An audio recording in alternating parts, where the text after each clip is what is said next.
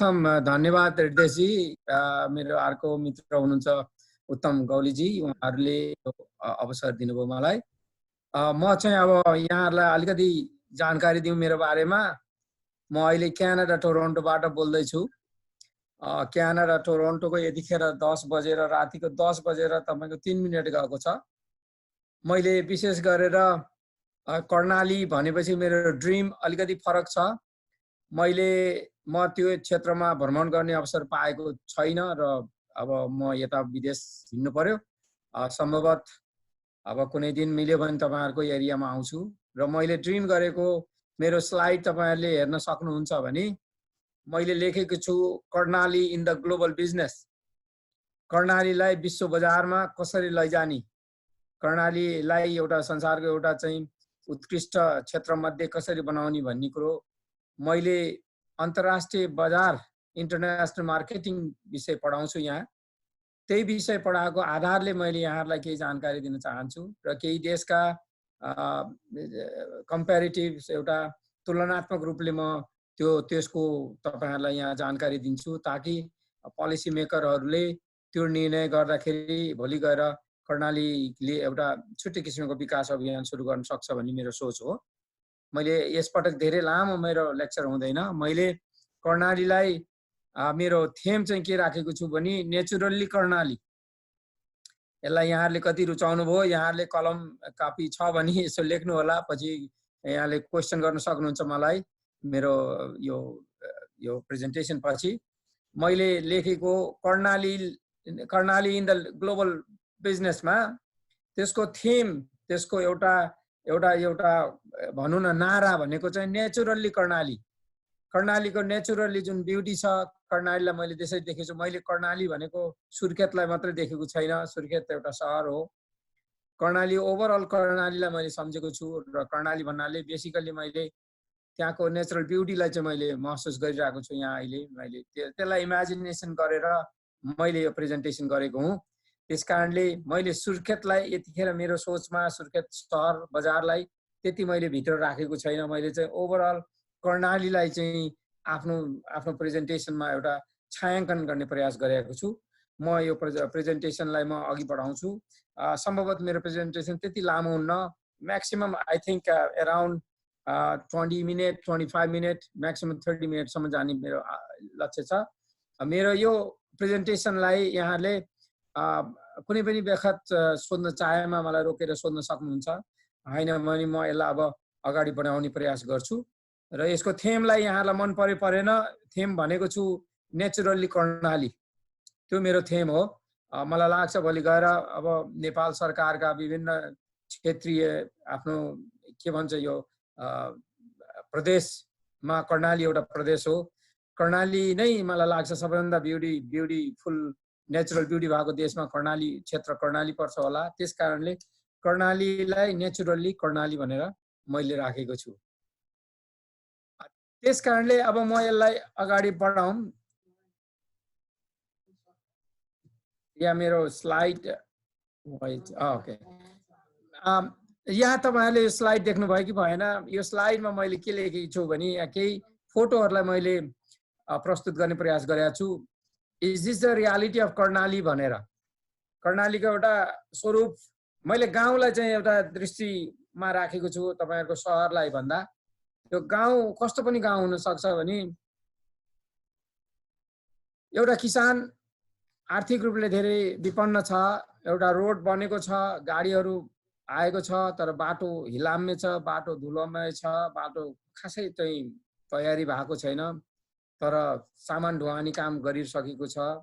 अर्कोतिर तपाईहरुले हेर्नुहुन्छ पुल नभएर एउटा महिला त्यो के भन्छ त्यसलाई त्यो तुइनबाट चाहिँ आफ्नो ज्यान खतरामा लिएर खोला तर्ने प्रयास गरिरहेको छिन्। सायद त्यो खोला कर्णाली नै हुन सक्छ। अर्कोतिर एउटा गरिब बच्चाहरू आफ्नो रोजीरोटीको लागि काम गरिरहनु भएको छ। यो मैले एउटा छायाङ्कन गर्ने प्रयास गरेँ। त्यो मेरो इमेजिनेसनमा त्यो दिएँ। तर के त यो नै कर्णाली हो कि यसलाई नै हामीले बाहिरी संसारमा देखाउने हो त भन्ने कुरोमा मैले अर्को स्लाइडमा के भनेको छु भने कर्णाली त्यो अघि देखाएको कर्णाली यथार्थ भए पनि कर्णाली यो हुन सक्छ। यो फोटो हुन सक्छ। हृदयजी यो स्लाइड मेरो देख्नु भएको छ कि छैन होला? तपाईले म्युटमा राख्नु भएको छ, मैले पाउँ न यसलाई, यस नो? स्लाइड उहाँहरूले देखिरहनु भएको छ कि छैन? राम्रोसँग देखिएको छ सर, राम्रै आएको छ। ल अब यसमा केही फोटोहरू छ। अघि मैले अगाडिको स्लाइडमा एउटा यथार्थ चित्रण गरेको छु, त्यो चित्रण कतिसम्म सत्य हो यहाँहरूलाई थाहा होला। अब मैले सेकेन्डमा के देख्छु भने कर्णाली त्यो मात्र होइन, कर्णाली यो पनि हो। कर्णालीमा द ब्युटीनेस छ, कर्णालीमा रारा छ, कर्णालीमा कर्णाली नदी नै छ, कर्णालीमा हिमाल छ, लालीगुराँस छ, अनि असंख्य रूपमा पर्यटकहरू आउन सक्छन्। पुलहरू बनिरहेको छ। यहाँ एकजना उद्यमी कर्णालीका एकजना व्यक्ति आफ्नो हातको परिश्रम गरेर एउटा सायद उहाँले ह्यान्डलुमबाट एउटा लुगा तयार पार्दै हुनुहुन्छ। अब मलाई लाग्छ यी भनेको prospective side of the Karnali हो। यो भनेको एउटा पोजिटिभ साइड अफ कर्णाली हो। यो भनेको विकासको लागि आवश्यक पूर्वाधार या अगाडि बढ्ने प्रयास हो। यसलाई मैले यसरी लिएको छु। र अर्को मैले अझ त्यो भन्दा नि प्रोस्पेक्टिभ साइडलाई तपाईहरुले देख्नुहुन्छ, यता चिल्ला रोडहरू पनि बनिरहेको छन्, बन्ने सम्भावना छन्। टुरिस्टहरू सायद आफ्नो गन्तव्यमा इभन एडभेन्चर रूपमा गइरहेको छ। रारा राष्ट्रिय निकुञ्ज संसारको एउटा उत्कृष्ट ताल मध्ये लिएको छ, जसलाई नेपालको निम्ति त एउटा गौरवकै विषय छ। राराको केही कर्णालीको निम्ति यो एउटा ठुलो एउटा आय स्रोत हुन सक्छ भन्ने मैले यो फोटोहरू यहाँ देखाएको छु। अब मैले यसपछि यहाँलाई के त विश्व बजार, विश्वमा व्यापार गर्न कर्णालीलाई कसरी हामीले बेच्न सक्छौं, what is a global business भन्ने कुरोलाई मैले यहाँ प्रस्तुत गर्न चाहन्छु। द ग्लोबल बिजनेस भनेको के हो त? अब संसार यति ग्लोबलाइजेसन भएको छ, हरेक वस्तु हरेक ठाउँमा, हरेक व्यक्ति हरेक ठाउँमा गइरहेको छ। तपाईहरुले देख्नु भएको छ नेपालीहरू अधिकांश युवाहरू विश्वभरि छरिएर रहेका छ। म नेपालको मान्छे, अहिले यो क्यानाडाबाट यहाँहरुसँग वार्तालाप गरिरहेको छु। त्यसकारणले ग्लोबल पर्सपेक्टिभमा त्यो प्रोस्पेरिटीको केसमा हेर्दा हाम्रो कर्णाली एउटा यस्तो सुन्दर हुन सक्छ भन्ने यो ग्लोबल बिजनेस चाहिँ के हो त? त्यसो भए व्हाट इज ग्लोबल बिजनेस भनेमा मैले यहाँ चाहिँ लेखेको छु।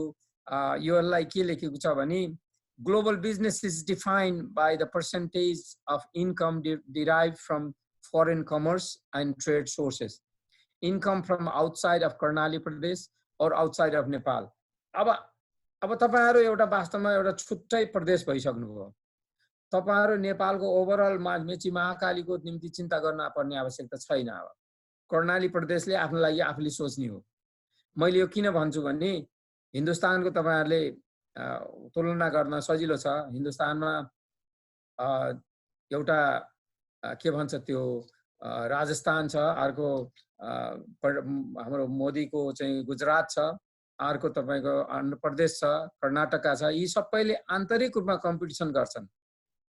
त्यो कम्पिटिसनलाई वास्तवमा ग्लोबल बिजनेस एउटा गुजरातको कुरा गर्दा गुजरातलाई अरु प्रदेश भन्दा उत्कृष्ट कसरी बनाउने भनेर गुजरात चाहिँ लागि परेको छ।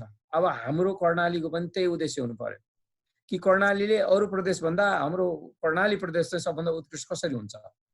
उत्कृष्ट यसरी हुन्छ, कर्णालीले आफ्नो व्यवसायलाई बढी भन्दा बढी त्यहाँबाट बाहिर बेच्न सक्यो। काठमाडौँको मान्छे, झापाका मान्छे, वीरगञ्ज, पोखराका, चितवनका मान्छे तपाईँ कहाँ ट्राभल गर्न आए, तपाईसँग सामानहरू किने र तपाईहरुले त्यता निकासी गर्नु भने त्यो पनि तपाईहरुको आधारमा कर्णालीको एउटा चाहिँ वास्तवमा इन्कम स्रोत हो। हुम्लाको मान्छेले सुर्खेतमा सामान बेच्छ, सुर्खेतको मान्छेले जुम्लामा सामान बेच्छ भने त्यो actually that is not the part of the global business. किनभने तपाईहरुले भित्र आफैमै गरिरहनु भएको छ। आफ्नो क्षेत्रबाट बाहिर बेच्ने र बाहिरबाट चाहिँ आम्दानी भित्र ल्याउने प्रयासलाई चाहिँ ग्लोबल बिजनेसमा लिइन्छ। त्यो चाहिँ प्रिन्सिपल्ली त्यो हो र कर्णालीले अब त्यो गर्न सम्भावना छ। त्यसकारणले के भन्छ भने यहाँ in simple words it means that the product or service that you offer can reach consumers globally or regionally. अब कर्णाली क्षेत्रले आफ्नो सामानहरू, आफ्ना साधन स्रोतहरू, दुई किसिमका सामान हुन्छन्। एउटा टेन्जिबल हुन्छ, अर्को इन्टेन्जिबल हुन्छ। धेरै तपाईहरुलाई त्यो थाहा छ दुईटै क्षेत्रमा। टेन्जिबल र इन्टेन्जिबल चाहिँ कति अधिकतम रूपमा आफ्नो क्षेत्रबाट बाहिर पठाउन सक्यो भने that is a positive sign.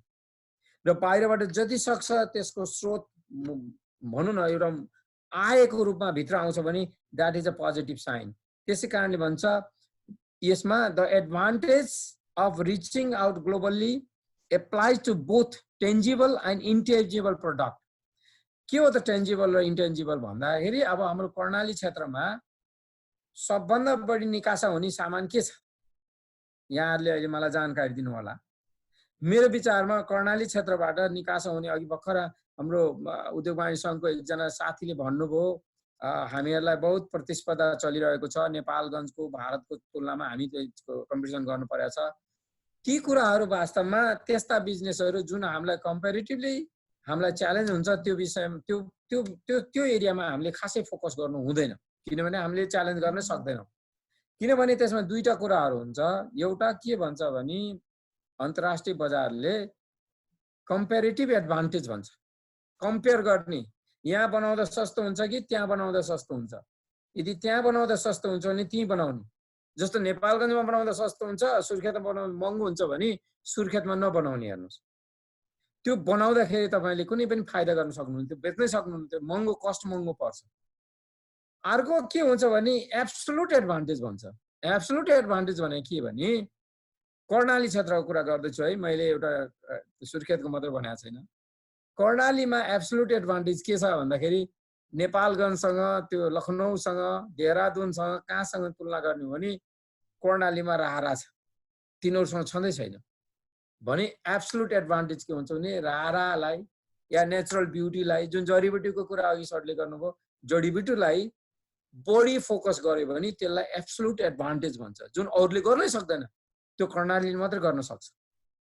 बुझ्नुभयो?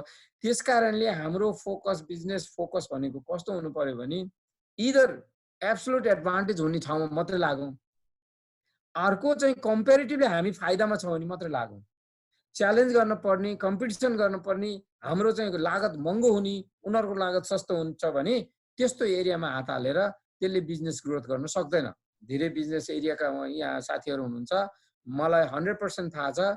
यदि त्यो अवस्था आयो भने तपाईहरुलाई अब अन्तर्राष्ट्रिय बजारको कुरा गर्दा चाइनिज सामान अहिले दुनियाँभरि छ। चाइनिज सामान दुनियाँभरि किन छ भने चाइनाको प्रोडक्सन कस्ट चाहिँ भारतको भन्दा अमेरिकाको भन्दा नेपालको भन्दा सस्तो परेको छ। तपाईहरुलाई थाहा छ अब नेपालका कयौं मूर्तिहरू भारतका कयौं भगवानका मूर्तिहरू अहिले चाइनाबाट आउन थालेका छन्। भारतमा त्यो मूर्ति बनाउँदा धेरै महँगो पर्यो। मूर्ति बनाउँछ चाइनामा, हाम्रो हिन्दू धर्मको भगवानका मूर्तिहरू चाइनाबाट बनाएर भारतमा आउँछ र त्यसपछि त्यसलाई प्राण प्रतिष्ठा दिएर अनि मूर्तिको रूपमा प्रयोग गरिन्छ। त्यो अवस्था किन आयो भन्दाखेरि कम्पेरिटिभली भारतमा बनाउँदा सस्तो पर्यो कि चाइनामा बनाउँदा सस्तो पर्यो भन्दा चाइनामा बनाउँदा सस्तो पर्यो अनि भारतीयहरूले चाइनामा बनाए अनि त्यसपछि फिर्ता ल्याए। अमेरिकाका त अधिकांश सामानहरू चाइनामा बन्छ। यो भनाइको मतलब के भने जुन कुरो कम्पेरिटिभली हामीलाई महँगो पर्छ हामीले त्यो एरियामा बढी फोकस गरेर काम पनि छैन। जुन कुरो हामीले मात्रै गर्न सक्छन् अरूले गर्न सक्दैन त्यसमा हामीले फोकस गर्नुपर्छ। र अर्को जुन कुरो हामीले गर्दा बढी फाइदा छ भनौँ जडीबुटीको कुरा छ। यार्सा गुम्बादेखि कयौं जडीबुटीहरू हाम्रो क्षेत्रमा मात्र पाउँछ, त्यो नेपालमा पनि पाउँदैन, त्यो तपाईको चाहिँ इन्डियाको चाहिँ लखनऊ र देहरादुन कहीँ पनि पाउँदैन। त्यो एरियामा हामीले फोकस गर्नुपर्छ। यो चाहिँ मैले यहाँहरूलाई एउटा जेनरल एउटा आफ्नो यो द ग्लोबल बिजनेस पर्सपेक्टिभ्सको आधारले भनिरहेको छु। मैले त्यही विषय पढाउँछु। मैले ब्राजिलले के बनाउँदा सस्तो पर्छ, चाइनाले के बनाउँदा सस्तो पर्छ, साउदी अरेबियाले के बनाउँदा सस्तो पर्छ, जापानले के बनाउँदा सस्तो पर्छ भन्ने विषय मैले पढाउँछु। त्यही आधारले मैले आफ्नो अनुभव यहाँहरूलाई सेयर गरिरहेको छु। र अर्को अब मैले यसभन्दा अगाडि अर्को एरियामा म जान्छु ताकि यहाँहरूले त्यसलाई पनि कुनै पोलिसी लेभलका श्रोता यहाँ तपाईहरु पार्टिसिपेन्ट मध्ये कोही हुनुहुन्छ, सरकारका प्रतिनिधि हुनुहुन्छ भने मलाई लाग्छ यहाँहरूले अलिकति यसलाई सिरियसली लिदिनुस् ताकि भोलि सरकारले नीति नियम बनाउँदाखेरि त्यो एरियामा बढी फोकस गर्न सकोस्। या के भन्छ भने एउटा बिजनेस स्ट्राटेजी चाहिन्छ के जुनसुकै बिजनेस बनाउँदाखेरि कसरी गर्ने भन्ने हो बिजनेस भनेको। पैसा हुँदैमा बिजनेस गर्न सकिन्छ भन्ने छैन। बिजनेस स्ट्राटेजी बनाउँदाखेरि सर्टेन एरियामा हामीले फोकस गर्नुपर्छ। सर्टेन एरियामा हामी कति योग्य छौं भनेर जानुपर्छ। कयौं कुरो चाहिँ के हुन्छ भने बाउबाजेले गरिरहेको मैले पनि गरिरहेको छु भन्दाखेरि कहिलेकाहीँ बाबुबाजेले त सफल भए छोराले त्यति नगर्न सक्ने हुन्छ। त्यस कारणले सर्टेन एरियामा हाम्रो फोकस हुनुपर्छ। त्यो बिजनेस एरियामा मैले यहाँ देखेको के छ भने सर्टेन एरिया स्ट्राटेजीको केसमा, स्ट्राटेजी भनेको त्यसका नीति तर्जुमा गर्ने, त्यसका के भन्छ अब यसलाई चाहिँ त्यो त्यो strategy is better than the planning हो। स्ट्राटेजीले चाहिँ कसरी त्यो प्रोजेक्टलाई अप टु डेट गर्ने, कसरी सुरु गर्ने, 0 देखि 100 सम्म कसरी जाने भन्ने कुरो जुन तरिका हुन्छ त्यो स्ट्राटेजी हो। त्यो स्ट्राटेजीमा के हुन्छ भने सबैभन्दा ठुलो कुरो तपाईका केही कुरा कमी कमजोरी, तपाईको कमजोरी, तपाईका मजबुत र बाहिरको अपर्चुनिटी, बाहिरको थ्रेट, चारवटा कुरा हुन्छ। स्ट्रेन्थ भनेको मसँग के क्षमता छ, विकनेस भनेको मसँग के कमजोरी छ, अपर्चुनिटी भने के गर्न सक्छौं त हामी, कस्ता मौका आउन सक्छन्, थ्रेट भनेको हामीलाई चुनौती कस्ता हुन सक्छन्। मानव कर्णालीको केसमा गरौँ, स्ट्रेन्थको केसमा नेचुरली ब्युटी भनिएको छ। I think that is the one of the best strength of Karnali. मैले ओभरअल कर्णालीलाई अहिले ड्रिम गरिरहेको छु, त्यो माउन्टेनलाई, त्यो तपाईको ब्युटीनेसलाई ड्रिम गरिरहेको छु। मैले सामान्य एउटा सुर्खेतको सानो बजारलाई मैले ड्रिम गरेको छैन। त्यसकारणले तपाईहरुले अलि ब्रोड भिजनमा यसलाई चाहिँ लिदिनु होला। स्ट्रेन्थ चाहिँ हाम्रो त्यको स्ट्रेन्थ के भन्दाखेरि नेचुरल ब्युटी, कर्णालीका नेचुरल ब्युटी भनेको one of the best strength हो। हाम्रो पोसिबिलिटिजहरु त्यहाँको विकासका सम्भावना यति धेरै छन्। तपाईले जडीबुटीको कुरा गर्नुभयो, ती मध्ये कयौं चाहिँ सम्भावनाहरु छ, त्यो सबै स्ट्रेन्थ हो। विकनेस के त? विकनेस हामीसँग साधन छैन, स्रोत छैन, हामीसँग इनफ रूपमा त्यसलाई परिचालन गर्नको लागि पुँजी छैन, जनशक्ति छैन। अब एउटा इन्फ्रास्ट्रक्चर भन्छ नि, बाटो घाटो रोड, यो बिजुली बत्ती सारा चीज, यो जुनलाई इन्फ्रास्ट्रक्चर भन्छ, जसलाई पूर्वाधार भन्छ, त्यो पूर्वाधार हामीसँग धेरै छैन। That is weakness. अब अपर्चुनिटी के त भन्दा हाम्रो कर्णालीमा यदि त्यस्ता चीज भएको खण्डमा यो चाहिँ एउटा यति राम्रो गन्तव्य हुन सक्छ। मानौ तपाईले अहिले थाहा छ Sagarmatha base camp, Annapurna base camp एउटा यस्तो राम्रो गन्तव्य छ, त्यहाँ चाहिँ मिलियन्स अफ डलर चाहिँ टुरिस्टबाट पैसा उठाइरहेका छन्। त्यहाँको एरियाको, त्यहाँको इकोनोमी तपाईहरु जानुभएको होला, कति राम्रो इकोनोमी भएको छ। त्यो इकोनोमी भनेको अपर्चुनिटी हो। त्यो अपर्चुनिटी हाम्रो कर्णालीमा नै हुन सक्छ। That is opportunity. अब थ्रेटको कुरा गर्नुभयो, अघि सरले भन्नुभयो हामीले चाहिँ कम्पिट गर्नै सकेनौं, नेपालगञ्जसँग कम्पिट गर्नै सकेनौं, तपाईको पोखरासँग या चाहिँ तपाईको चितवनसँग या काठमाडौँसँग या भारतीय बजारसँग भनेको that is a kind of threat. त्यो थ्रेटलाई बढी थ्रेट भइराख्यो भने त्यो थ्रेटलाई मिनिमाइज गर्नलाई हाम्रो यो स्ट्रेन्थलाई, जुन पावर छ, कति गर्न सक्छौं त्यसमा जानुपर्छ। अदरवाइज डाइभर्स हुनुपर्छ, त्यो भन्दा अर्को एरियामा गएर अनि फेरि अगाडि बढ्नुपर्छ। सबैले सबै चीज गर्ने होइन। हाम्रो गाउँघरमा के चलन छ भने आफूलाई चाहिने चीज सबै गर्ने, गाई बस्तु नि पाल्ने, कुखुराहरु नि पाल्ने, भाडा बाख्रा नि पाल्ने, अनि तरकारी खेती नि लाउने, अनि धान किन्दै नि लाउने। त्यो अहिलेको मोडर्न टेक्नोलोजीमा, मोडर्न इकोनोमीले त्यस्तो कुरो गर्नु भनेको वास्तवमा त्यो राम्रो होइन भन्छ। वास्तवमा राम्रो चाहिँ के हो रे भने तपाई एउटामा मास्टर बन्नुस्, एउटा चीज गर्नुस्, यस्तो गर्नुस् कि त्यो चाहिँ हारालुच गरेर तपाईको सामान बिक्री होस्। बाँकी काम त तपाईले त्यही पैसाबाट सबै चीज किन्न पुगिहाल्छ नि। किन मेहनत गर्ने? सबै त गाई बस्तु पाल्नेदेखि लिएर कुखुरा पाल्नेदेखि भेडा बाख्रा किन पाल्नु पर्यो? एउटा चीज गर्नु, त्यो एउटा चीजले यसरी चाहिँ तपाईको आय स्रोत बढोस्। त्यसले चाहिँ यो ग्लोबली अहिले त्यो चलन छ। हेर्नु, साउदी अरेबियाले ऑयल, त्यो पेट्रोल मात्र निकाल्छ, अरु केही गर्दैन त्यसले, र पैसा यसरी थुतेको छ त्यसले विश्व बजारबाट। जापानले टेक्नोलोजी मात्र डेभलप गरेछ, त्यसरी पैसा थुतेको छ। तपाईको त्यस्तो किसिमको बात हाम्रो कर्णालीमा के छ त सम्भावना भन्दा सर्टेन एरियाको सम्भावना छ, त्यसमा मात्र फोकस गर्नु पर्यो। सबै चीजमा फोकस गरेर सम्भव हुँदैन। अहिलेको विश्व बजारमा यसलाई के भन्छ भने इन्टरडिपेन्डेन्स भन्छ। यो एक अर्कामा आत्मनिर्भर हुनु भनेको एक अर्कामा भर पर्ने। किनभने आफ्नो मात्रै भर गरेर केही पनि सम्भव छैन, गर्न सकिन्न। तपाईसँग साधन स्रोत क्षमताले केहीले पनि त्यो सबै भ्याउँदैन। फोकस गर्ने, master of all, jack of all, master of none भन्ने अवस्था हैन कि मास्टर अफ वान। एउटा यस्तो एरियामा जाने, त्यो एरियाले दुनियाँको सबै चीज चाहिँ हामीले चाहिँ सुविधा सम्पन्न हुन सकोस्। त्यो मेरो भनाइ हो। अब त्यसको लागि अब मेरो पोइन्ट के छ भने कर्णालीलाई मैले बेसिकल्ली कर्णालीलाई अहिले फेरि यहाँहरूलाई जानकारी दिन्छु। कर्णाली मेरो ड्रिममा, कर्णालीलाई मैले त्यो माथिल्लो पहाडहरू त्यो हिमालहरूलाई बढी देखेको छु यतिखेर मेरो ड्रिममा। म सुर्खेतलाई देखिरहेको छैन, म सुर्खेत गए पनि छैन। मैले सुर्खेतलाई भन्दा पनि अहिले तपाईँहरूको नेचुरल्ली कर्णालीलाई सम्झिरहेको छु। त्यस कारणले मेरो प्रेजेन्टेसन बेसिकल्ली ओभरअल कर्णालीलाई चाहिँ समेटेको छु, न कि त्यो सानो बजारलाई मैले समेटेको छु। त्यस कारणले मलाई अलिकति माफी गर्नु होला, मैले त्यो सानो बजारलाई भन्दा बृहत कर्णालीलाई मैले सोचेको र यो तयार पारेको मेरो प्रेजेन्टेसन। अब टार्गेटिङ भने कसलाई त हामीले टार्गेट गर्ने? हु आर आवर टार्गेट पिपुल? तपाईँले कसलाई चाहिँ, कर्णालीले कसलाई चाहिँ टार्गेट गर्ने त? टार्गेट भनेको को हो? तपाईँको लक्षित व्यक्तिहरू, लक्षित बजार को हो त भन्दाखेरि लक्षित बजार के हुनसक्छ कर्णालीको लागि भने नेसनल पनि हुनसक्छ। National in the sense outside Karnali, Nepalgunj, Pokhara, Jhapa, Biratnagar, Birgunj, त्यो सबैकादेखि लिएर हिन्दुस्तान, भारतका सम्पूर्ण बजारहरूबाट र त्यसपछि थर्ड वर्ल्डका। र अहिले त यहाँ नारायणहरू छन्, तपाईँहरूलाई थाहा होला, गैर आवश्यक नेपालीहरू। गैर आवश्यक नेपालीहरू करिब करिब विश्वका 80 देशमा बसेका छन्। तिनीहरू अधिकांश मान्छेहरू साधारण स्रोतले सम्पन्न छन्। अब तिनीहरूको चाहिँ अब यही तपाईँको दसैँको मुखमा नेपालमा ठुलो अधिवेशन हुँदैछ, विश्वबाट ती नेपालीहरू त्यहाँ गएको छन्।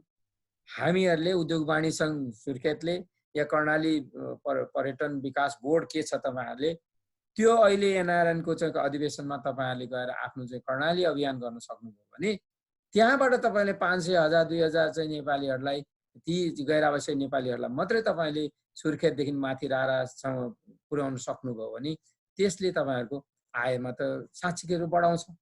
त्यस कारणले को त टार्गेट भन्दा टार्गेट भनेको नेसनल्ली ती अरू देश, अरू बजार, अरू सहरका मान्छेहरू र इन्टरनेसनल्ली ग्लोबल मार्केटमा। र त्यसका पनि कसरी गर्न सकिन्छ मैले अर्को स्लाइडमा यहाँहरूलाई देखाउँछु, त्यो हुन्छ। अब एउटा वर्ड छ बिजनेस कमर्समा। अब मलाई कतिजना हुनुहुन्छ, फेरि मैले हात उठाएर रिक्वेस्ट गर्छु, तपाईँहरूको बिजनेस ब्याकग्राउन्ड, म्यानेजमेन्ट ब्याकग्राउन्डको कतिजना हुनुहुन्छ त्यहाँ हात मैले देख्न सक्छु, हात उठाउन सक्नुहुन्छ? मैले बिग नम्बर अफ पिपुलहरूलाई देखेँ अहिले। मैले भन्छु यहाँनिर एउटा के वर्ड छ भने जसलाई पोजिसनिङ भन्छ। हामी कहाँनिर त अब अहिले ड्रिम गर्नुहोस्, आँखा चिम्म गर्नुहोस्, कसैले स्विजरल्यान्डको नाम लियो भने तपाईँको दिमागमा स्विजरल्यान्ड भन्ने बित्तिकै के आउन सक्छ? तपाईँहरू भनौँ हामी स्विजरल्यान्ड कहिले गएको छैनौँ, आँखा चिम्म गरेर स्विजरल्यान्डको अब चाहिँ कल्पना गर्ने बित्तिकै कस्तो आउँछ तपाईँको दिमागमा? अफगानिस्तानको अहिले आँखा चिम्म गर्नुहोस्, सिरियाको आँखा चिम्म गर्नुहोस् र भन्नुहोस् अरबतिरका देशहरूको आँखा चिम्म गर्नुहोस् या साउथ अफ्रिकाको देशहरूको आँखा चिम्म गरेर अनुमान गर्नुहोस् कस्तो हुनसक्छ? पोजिसनिङ भने त्यो हो। मैले आँखा चिम्म गरेर अहिले कर्णालीको बारेमा सोच्ने बित्तिकै मैले सुर्खेतलाई देख्दिनँ, मैले त त्यो रारालाई देख्छु र मैले त्यो पहाड, हिमाल, त्यो सुन्दर दृश्यलाई देख्छु। त्यसैले मैले कर्णालीलाई नेचुरली कर्णाली भनेको। नेचुरली कर्णाली भनेको मतलब प्राकृतिक रूपले यदि सम्पन्न कर्णाली भनेको। पोजिसनिङमा के भन्छ भने तपाईँको त्यो टार्गेट अडियन्सको माइन्डसेट गर्नु पर्यो। म जस्तो मान्छे जो कर्णालीमा कहिले गएको छैन, मेरो दिमागमा चाहिँ कर्णाली भनेको यस्तो एउटा सुन्दर ठाउँ हुनसक्छ जहाँ जाने मेरो चाहिँ एउटा तीव्र इच्छा हुन्छ, त्यसलाई पोजिसनिङ भन्छ। हामीले त्यो क्रिएट गर्न सक्नु पर्यो। त्यो क्रिएट पनि कसरी गर्छु मैले अर्को स्लाइडमा यहाँहरूलाई देखाउँछु, त्यो हो एउटा। अनि अब लास्टमा के भन्छ भने अरूभन्दा फरक हुनु पर्यो भन्छ के, त्यसलाई डिफ्रेन्सिएसन भन्छ। त्यो पनि त्यस्तै त रहेछ भन्यो भने कसैलाई त्यसले चाहिँ आकर्षण गर्न सक्दैन। त्यो पनि त्यस्तै हो भन्नु होइन, होइन त्यो भनेको त बेस्ट हो, त्यस्तो त कहीँ पनि छैन, त्यसलाई भन्छ डिफ्रेन्सिएसन्स। हामीले के गर्नु पर्यो भने कर्णालीलाई we need to make separate, different than any other. तपाईँको अरू प्रोभिन्स, अरू के भन्छ प्रदेश भन्दा कर्णाली छुट्टै हो है। प्रदेश 1, प्रदेश 2, प्रदेश 3 के हो, तिनीहरू भन्दा हामी फरक हो। के आधारले फरक भन्दा हामीसँग धेरै चिजले फरक, त्यसलाई डिफ्रेन्सिएसन भन्छ। जब तपाईँले डिफ्रेन्सिएसन गर्छन् मान्छे हेर्न जान्छ। यता दुनियाँमा धेरै त्यस्ता महलहरू छन्, तर ताजमहललाई सबभन्दा बढी डिफ्रेन्सिएटको रूपमा हेरिन्छ इन्डियामा। यहाँहरूलाई थाहा छ, कतिजना जानुभयो होला। डिफ्रेन्सिएट भनेको त्यो हो। जब डिफ्रेन्सिएट गर्न सकिन्छ, ताजमहललाई अरब हजारौँ मान्छेहरू हरेक वर्ष जान्छन्, लाखौं मान्छेहरू हरेक वर्ष जान्छन्। त्यस्ता महल चाहिँ अरू पनि थिए होला, अरू महलमा जाँदैन, बिकज अफ द डिफ्रेन्सिएसन्स, बिकज त्यसको एउटा यस्तो चाहिँ एउटा फरक छ, प्रस्तुति छ जुन अरूको छैन। मैले यहाँहरूलाई यो डिफ्रेन्सिएसनको कुरा गरेँ। अब मैले अब अझ अगाडि बढाउँदाखेरि अब कसरी सम्भव छ त भन्दाखेरि अब मेरो चाहिँ एउटा लास्ट करिब लास्ट स्लाइड छ मेरो। यो स्लाइडमा यदि यहाँहरूलाई चित्त बुझ्यो भने यहाँहरूले लेख्नु होला, पोलिसी लेभलको मान्छेहरूसँग सल्लाह गर्नु होला, उद्योग वाणिज्य सङ्घदेखि सरकारका प्रतिनिधिहरूसँग, राजनीतिक पार्टीका र कार्यकर्ताहरू र नेताहरूसँग छलफल गर्नु होला। किनभने मैले करिब 40-50 वटा देशका विद्यार्थीलाई पढाउँछु सधैँ, र मैले यसरी दिएका लेक्चरहरू कयौं विद्यार्थीहरूले आफ्नो देशमा सेयर गरेका छन्, आफ्नो पोलिसी लेभलमा सेयर गरेका छन्। मैले यहाँहरूलाई आफ्नो जुन जानेको ज्ञानहरू मैले अहिले यतिकै आफ्नो एउटा चाहिँ बडा भित्रबाट तीव्र इच्छा आएर मैले यहाँलाई दिइरहेको छु। अरू देशको मान्छेहरूले यही सोधेको भए सायद मैले उनीहरूसँग एउटा ठुलो रकमको एउटा चाहिँ मेरो पारिश्रमिक लिएर मात्र मैले सेयर गर्थेँ। तर आफ्नो भएकोले आफ्नो भने आफ्नै हुन्छ भन्छ नि, त्यस कारणले मैले यहाँ चाहिँ यहाँहरूलाई सेयर गर्दैछु। मन परेका मेरा विषयहरूमा पोइन्टहरूमा यहाँहरूले लेख्नु होला र त्यसपछि Q&A गरौँला र सम्भव छ भने तपाईँहरूले आफ्नो टिमसँग सरकारी प्रतिनिधि, राजनीतिक पार्टीका, उद्योग वाणिज्य सङ्घका र युनिभर्सिटीका व्यक्तिहरू र सबैजना छलफल गर्नुहोस्। यदि त्यो हो भने त्यो गर्न सकिन्छ। अब मैले यहाँहरूका अब फाइनल सोल्युसनको पार्टमा जान्छु। कसरी गर्दा त हुन्छ त? अब यो खालि आदर्शको यस्तो छ उस्तो छ भनेर मात्र भएन। What is the strategy then? How we gonna make Karnali really naturally beautiful? And मैले के भनेको छु भने naturally Karnali to vibrant Karnali. हेर्नुहोस् है मेरो वर्ड, नेचुरली कर्णाली मेरो एउटा थीम थियो। अब मैले त्यसलाई transferring towards to vibrant. Vibrant भनेको यस्तो हल्लिने, यो त जागरुक हुने, त्यसलाई भाइब्रेन्ट कर्णाली भन्छ। मैले यो भाइब्रेन्ट कर्णाली किन भनेको भने इन्डियामा गुजरात भन्ने देश, गुजरात प्रान्तमा त्यो मोदी त्यहाँको मुख्यमन्त्री थियो।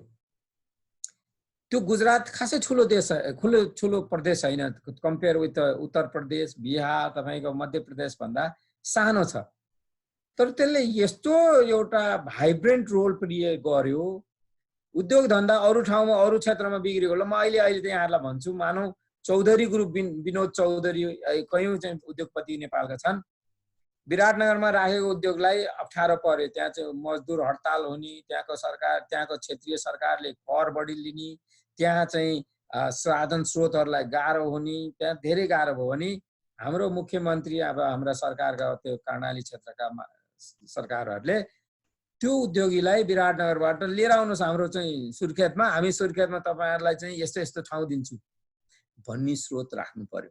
त्यसलाई भाइब्रेन्ट गर्ने हो। वीरगञ्जको उद्योग नचलेको उद्योग छ भने हामीले त्यहाँ तान्नु पर्यो, भाइब्रेन्ट गर्ने हो। त्यस कारणले मैले के भन्छु भने कर्णालीको एउटा पोलिसी हुनु पर्यो। त्यो पोलिसीलाई यदि यहाँहरू कोही मध्ये पोलिसी लेभल पोलिटिकल पार्टीका हुनुहुन्छ भने त्यसलाई के भन्नु पर्यो भने Karnali open for business. Karnali is open for business. Karnali totally, Karnali पुरा कर्णाली बिजनेसको लागि खुल्ला छ। त्यसै कारणले ओपन डोर पोलिसी हुनु पर्यो। त्यो गर्नखेरि गाह्रो छैन। कर्णालीले आफ्नो सरकारले चाहिँ यसलाई बारम्बार हाम्रो प्रदेश चाहिँ बिजनेसको लागि ओपन छ। राष्ट्रिय र अन्तर्राष्ट्रिय पुँजीपतिहरूलाई हाम्रो क्षेत्रमा स्वागत छ लगानी गर्नलाई। त्यो हाम्रो फर्स्ट थीम पोलिसी त्यो हुनु पर्यो। अनि भाइब्रेन्ट हुन्छ कर्णाली। अब अर्को के छ भने तपाईको चाइनामा, इन्डियामा कयौं ठाउँमा विकास नभएको ठाउँ जहाँ चाहिँ बेरोजगार व्यक्तिहरू बढी छ, साधन स्रोत टन्नै छ तर नेचुरल साधन स्रोत छ तर परिचालन भएको छैन, त्यस्तो ठाउँमा के गर्न सकिन्छ सरकारले भने त्यसलाई सुविधा दिनको लागि कयौं वर्षसम्म, 5 वर्ष इभन 10 वर्षसम्म ट्याक्स चाहिँ रिबेट दिने, एक्जेम्पसन गर्ने, ट्याक्स नलिने र कर्मचारीहरू त्यहाँका ती बेरोजगारहरूलाई जागिर मात्रै दिएको खण्डमा हामीहरूले चाहिँ तपाईहरुलाई यति चाहिँ छुट दिन्छौं भन्ने, हाम्रो साधन स्रोत जस्तो उखु बाली तपाईहरुले लाउनु भएको छ, चिनी मिल भएको भए त्यो उखु बालीका किसानहरूले त्यहीबाट उखु बेचेर चाहिँ चिनी मिललाई उखु बेच्न सक्थ्यो। त्यो चिनी मिल बनाउने मान्छेलाई चाहिँ बोलाउने, त्यो किसिमको चाहिँ एउटा प्रविधि हामीले तयार गर्न सक्छौं। अब मेरो अर्को के एउटा सुझाव छ भने सरकारलाई, सरकार भनेको सम्पूर्ण त्यो क्षेत्रमा करिब 90% चाहिँ रिसोर्सहरु चाहिँ सरकारको अधीनमा हुन्छ। त हामी सबैलाई थाहा छ, पहाड सरकारको हो, नदी नाला सरकारको हो, तालहरु सरकारको हो, जंगल सरकारको हो, त्यो सबै सरकारको। त्यहाँ इभन तपाईको खानीहरु होला त्यो पनि सरकारको। अब त्यो चाहिँ सबै मलाई लाग्छ अहिले केन्द्र सरकार भन्दा प्रदेश सरकारको मातहतमा ती कुराहरु हुन्छन्। अब मलाई त्यो धेरै यो अधिकारको कुरा थाहा छैन, तर जहाँसम्म थाहा छ अधिकांश त्यो रिसोर्सहरु चाहिँ प्रदेश सरकारको मातहतमा हुन्छ। इभन केन्द्र सरकारको भए पनि प्रदेश सरकारले रिक्वेस्ट गरेको खण्डमा त्यो प्रदेश सरकारले परिचालन गर्न सक्छ।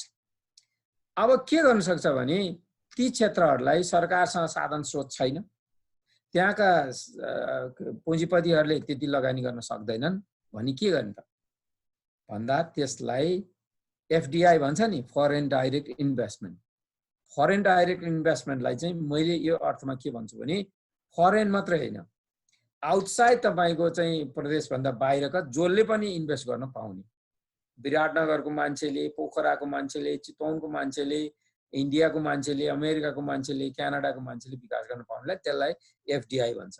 अब त्यो सरकारको अधीनमा रहेको खोला, ताल, हिमाल, पहाड, त्यो जंगल, तपाईको फाँट होला, त्यहाँ घाँसे फाँट होला, ती सबै मध्ये यदि कुनै प्राइभेट सेक्टरले चाहिँ यो ल्यान्ड हामीलाई दिएको खण्डमा हामी चाहिँ आउने 25 वर्षसम्म यो ल्यान्ड हामी प्रयोग गर्छौं र त्यो गरे बापत सरकारले यो सुविधा दिन्छौं, रोजगारी यति गर्न सक्छौं, हामी चाहिँ यहाँको विकासमा हामी चाहिँ कन्ट्रिब्युट गर्न सक्छौं भनेको खण्डमा चाहिँ त्यसलाई दिने।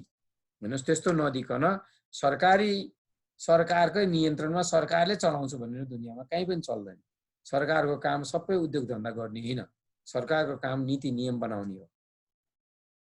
त्यसकारणले के हुन सक्छ त त्यहाँ भन्दाखेरि तपाईको अब कति तपाईहरुलाई थाहा छ अहिले विश्वमा एउटा उत्कृष्ट एउटा शौखिन व्यक्तिहरुको खेल भनेको गल्फिङ भन्छ नि।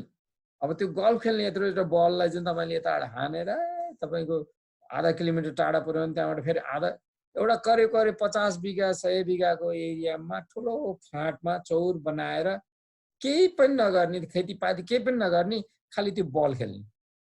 मान्छेले हेर्दा यसले खतम पारे, यहाँ त धान बारी थियो, मकै बारी थियो, कोदो बारी थियो, यतिकै चौर राखेर त्यो मान्छेलाई चाहिँ हुन्छ। तर आम्दानी केबाट आउँछ त्यो हेर्नु हो। आम्दानी यदि यसबाट बढी आउँछ, सरकारलाई त्यहाँको जनताहरूले जो रोजगारी पाउँछ, सबै चिज पाउँछ नि, गल्फ कोर्स खोल्न दिने। मेरो एउटा अन्तर्राष्ट्रिय एउटा अनुभवको आधारले भन्दैछु यहाँहरूलाई, त्यसमा चित्त बुझ्न सक्छ नबुझ्न सक्छ। अब रिसोर्ट, होटल रिसोर्टहरुको कुरो छ। अब होटल रिसोर्टहरु, म चाहिँ मेरो घर चितवन हो, सौराको नजिक, त्यो एरियामा होटलहरु यस्तो चाहिँ बनाएको छ। चितवन वास्तवमा हावापानीको हिसाबले चितवन राम्रो छैन, गर्मी छ चितवनमा, खाली त्यहाँ गैंडा बाघ छ र भनेको भरमा त्यो जंगलमा चाहिँ त्यति आकर्षण छैन। तर चितवन चाहिँ तेस्रो गन्तव्य हो नेपालको, काठमाडौँ, पोखरा, चितवन। किन कर्णाली भएन त? कर्णालीलाई गर्न त्यो भन्दा बेस्ट सकिन्छ। फेवा ताल भन्दा बढी रारा तार हुन सक्छ त्यो ब्युटीनेसको हेरेर। फेवा ताल भन्दा रारा तार ठुलो छ। म रारामा गएको छैन, तर एज फर आई नो त्यो चाहिँ मलाई लाग्छ त्यो त्यति सुन्दर छ, त्यति विशाल छ। होटल रिसोर्ट चाहिँ बिग होटल रिसोर्ट हामीले त्यहाँ बनाउन सक्छौं। इभन प्राइभेट एयरपोर्ट बनाउन सक्छ। हेर्नुस्, यहाँ विश्वका कयौं चाहिँ यस्ता ठाउँहरु छन् जहाँ प्राइभेटली ओन गरिरहेको छ। तर प्राइभेट भने के भने प्राइभेटमा नीति नियम चाहिँ सरकारको कडा हुनुपर्छ। जुन तोकेको मापदण्ड भन्दा बाहिर जान दिनुहुन्न। त्यहाँको रोजगारी त्यहाँको जनताले दिनुपर्छ भनेपछि दिनै पर्यो। साधन स्रोतलाई त्यहाँको जुन चाहिँ एउटा इन्भाइरोमेन्टल्ली एउटा साउन्ड, त्यसलाई चाहिँ बिगार्ने किसिमको हुनु हुँदैन भनेपछि त्यो हुनै पर्छ। कयौं चिजहरु चाहिँ मापदण्डमा राखेर गर्न सकिन्छ। अब केबल कारहरू तपाईको देखिहाल्नुभयो, कतिजना तपाईहरु मनोकामना केबल कारमा जानु भएको होला। मनोकामनाको केबल कार, त्यो मनोकामना मन्दिरमा यतिकै नै मान्छेहरू दर्शन गर्न जान्थे। अहिले त्यो केबल कार भएपछि त्यहाँ जाने संख्या चाहिँ त्यसको 10औं खण्ड बढी बढेको छ। पैसाको ओइरो लागेको छ त्यो केबल कार। हाम्रो केबल कार तपाईको ती सुन्दर हिमालको नजिक पनि केबल कार हुन सक्छ, तर त्यो केबल कार हुनलाई सुर्खेतकै व्यापारीहरूले मात्र लगानी गरेर सम्भव छैन भनी त्यसलाई ओपन गर्नु पर्यो। अहिले त मैले भन्छु यो किसिमको बिजनेसमा इमिडिएटली एज सुन एज तपाईहरुले प्राइभेटाइजेसनलाई आह्वान गर्नु पर्यो। अब होटल्स, हस्पिटल्स, एजुकेशनल इन्स्टिट्युट, अब विश्वविद्यालय छ अहिले तपाईहरुको एरियामा पनि, तर अब त्यसको साथसाथै प्राइभेट इन्स्टिट्युसनहरु पनि हुनुपर्छ। एजुकेसनको लागि पनि प्राइभेट इन्स्टिट्युसन हुनुपर्छ। प्राइभेट भइसक्यो। प्राइभेटाइजेसन भने के हो भने प्राइभेटाइजेसनले वास्तवमा सही रूपले गयो भने विश्वमा प्राइभेटाइजेसन बहुत राम्रो चीज हो, तर सरकारले बहुत स्ट्रङली यसको स्ट्रिक्टली त्यसको पोलिसीहरु बनाउनु पर्छ। प्राइभेटाइजेसनले एक्सप्लोइट गर्न दिनु हुँदैन। त्यसले एक्सप्लोइट भनेको चुस्ने काम, त्यसले बदमाशी गर्न दिनुहुन्न। तर प्राइभेटाइजेसन, प्राइभेट सेक्टरमा जति फन्ड छ, पैसा छ, सरकारसँग छैन, हाम्रो स्थानीय व्यक्तिहरुसँग छैन। त्यसकारणले प्राइभेटाइज गर्दैमा ल खतम पारे भन्ने हैन। प्राइभेटाइजले त विकासलाई अगाडि बढाउँछ भने let them to have a privatization. अब हाम्रो ती सुर्खेतका व्यापारीहरुबाट सम्भव छैन। तपाईको चाहिँ 10 अर्ब 1 खर्ब रुपैयाँ निकाल्नु पर्यो, त्यहाँबाट पैसा निस्केन भने बाहिरबाट बोलाउनु पर्यो। त्यो एफडीआई भन्छ, फरेन डाइरेक्ट इन्भेस्टमेन्ट, तिनीहरुलाई चलाउन दिनु पर्यो।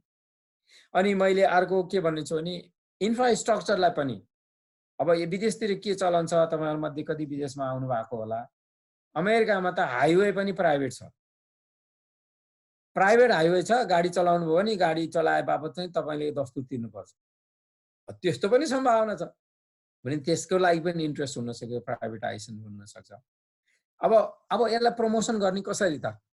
कसरी मान्छे अरूलाई कर्णालीको बारेमा जानकारी दिने भन्दा मैले के देखेको छु भने एक दुईटा प्वाइन्ट फेरि यहाँहरुले लेख्नु होला।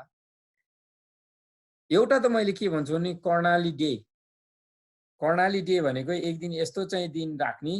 कर्णाली डे भनेको चाहिँ Karnali day celebration. Karnali day celebration चाहिँ नेपालका एउटा सम्भावित क्षेत्रहरुमा गर्ने। काठमाडौँमा कर्णाली डे, कर्णाली दिवस भनेर आयोजना गर्ने। कर्णाली दिवस चाहिँ तपाईले यो चाहिँ दुई किसिमले गर्न सक्छ। एउटा टुँडीखेल जस्तो ठाउँमा सारा मान्छेलाई बोलाएर गर्न सक्छ, तर त्यसले चाहिँ खासै त्यही भिडभाड मात्र हुन्छ। त्यहाँका मान्छे जो चाहिँ रिक्सा चलाउने, ट्याक्सी चलाउने, सामान दैनिक काम गर्ने मान्छेबाट तपाईले उही चाहिँ कर्णाली डे भन्ने हो, हाउ गर्ने हो, त्यति मात्र हो। कर्णाली डे कहाँ गर्नुपर्छ भने 5 स्टारमा गर्नुपर्छ। 5 स्टारमा गर्न किन पर्छ भने 5 स्टारमा आउने मान्छे को हुन्छन् भन्दा जो सम्पन्न छ, जोसँग साधन स्रोत छ, त्यससँग हुन्छ। विनोद चौधरी, तपाईको उपेन्द्र महतोहरु आउँछन्।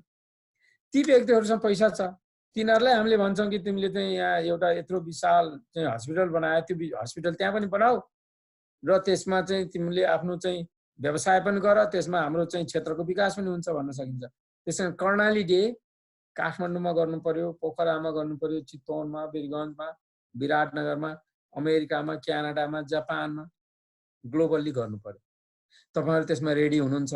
उद्योग वाणिज्य संघ सुर्खेतको आह्वानमा कर्णाली सरकारले यदि सामूहिक रूपमा जान सक्छ भने द कर्णाली डे चाहिँ प्रमोसन गर्नको लागि सबभन्दा बेस्ट एउटा प्रमोसनको निम्ति एकदमै राम्रो छ। अब अहिले नेपाल सरकारले भिजिट नेपाल 2020 भनेको छ।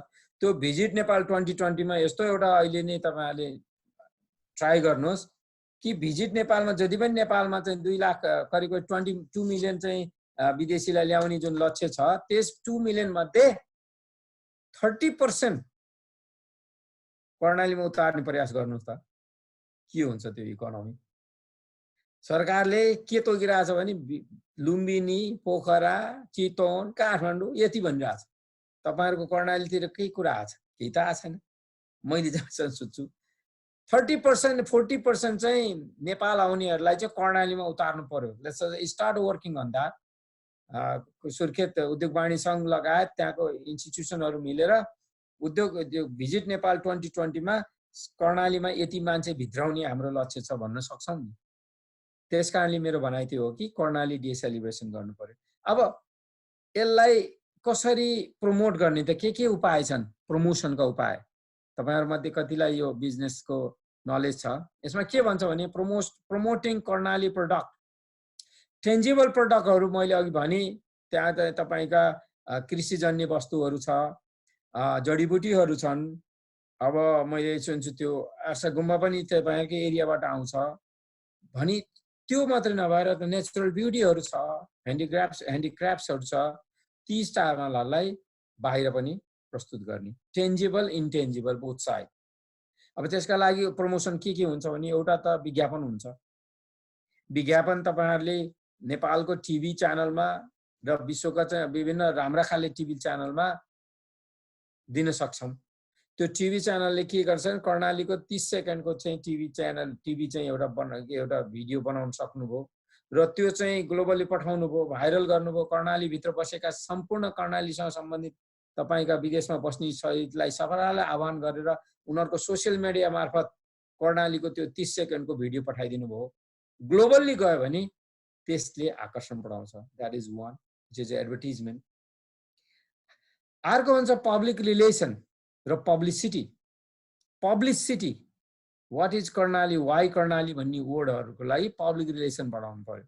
पब्लिक रिलेसन के हुन्छ भने कयौं ठुलठुला मान्छेहरु, सेलिब्रिटिजहरु, अब कयौं तपाईको एरियाका नाम चलेका विद्वान व्यक्तिहरु, साइन्टिस्ट, वैज्ञानिक, तपाईको कलाकारहरु मार्फतबाट हामीले पब्लिक रिलेसन बढाउन सक्छौं। पब्लिक रिलेसनमा एउटा वर्ड छ, वर्ड अफ माउथ भन्छ। यदि मैले यहाँ क्यानाडामा दुईजना साथीहरुले भन्नु भने त नेपाल जान्छस् भने make sure you go to Rara, that's the beautiful lake भने मेरो वर्डलाई उले सबभन्दा बढी मान्यता दिन्छ। मेरो साथीले भनेको त्यो ठाउँ राम्रो छ रे, म जान्छु भन्छ। त्यसकारणले पब्लिक रिलेसनलाई चाहिँ बढाउनु पर्यो। अर्को चाहिँ के हुन्छ भने अब अहिले अनलाइन भाइरल यस्तो चाहिँ सोशल मिडिया यति चाहिँ पपुलर छ, हाम्रो कर्णाली भित्रका मान्छेले सकेसम्म चाहिँ सोशल मिडियाबाट कर्णालीलाई प्रमोट गर्नको लागि, कर्णालीको चाहिँ विज्ञापन गर्ने, कर्णालीको बारेमा चाहिँ जानकारी दिने, अब मैले भन्छु नि त्यो एरियामा सोशल मिडियाबाट जान सकिन्छ। र लास्टमा चाहिँ मैले के देखेको छु भने अब यो बीचमा पनि मैले अर्को एउटा भनेको थिएँ, ब्रान्ड एम्बेसडर्स। अब नेपाल सरकारले पर्यटन दूत भनेर बनाउने चलन छ।